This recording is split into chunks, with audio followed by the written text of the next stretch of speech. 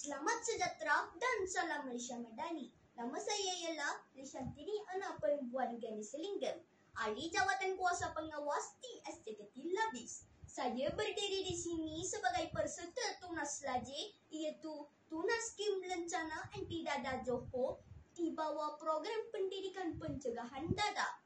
Hari ini saya mengajak rakan-rakan menjauhi bahaya rokok dan vape. Saya telah menghasilkan dua infografik. Yang pertama bertajuk vape bukan trend. Apakah artinya bergaya jika akhirnya merosakkan diri? Vape bukan dambang moden.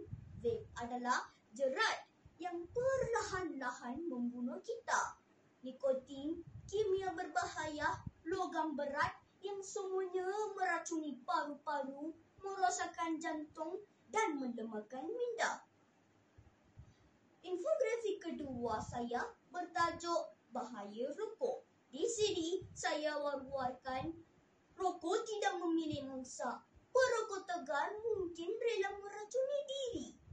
Tetapi bagaimana dengan insan sekeliling yang tidak berdosa? Rokok itu racun. Rokok itu pembunuh senyap. Sebagai ahli Jawatan Kuasa Pengawas, saya tidak hanya berdiri senyap. Saya menyertai pertandingan buku skrap PPDA dan saya turun ke medan kempen Sekolah Bebas Dada.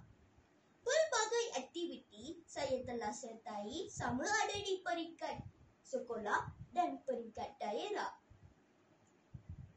Jika seorang lemah, kita sama-sama jatuh. Kalau kita semua bersatu, dada pasti kita tumbangkan. Saya kini sedar, dada bukan sekadar musuh peribadi, tetapi musuh negara, musuh bangsa dan musuh masa depan. Sebagai ahli Jawatan Kuasa Pengawas dan peserta tunas lajir, saya mengaku janji saya akan terus menjadi benteng, saya akan terus menjadi suara, saya akan terus menjadi penggerak Sekolah Bebas Dada.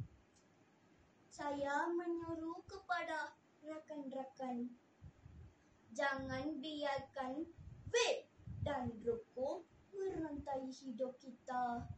Pilihlah jalan sehat, pilihlah masa depan yang cerah.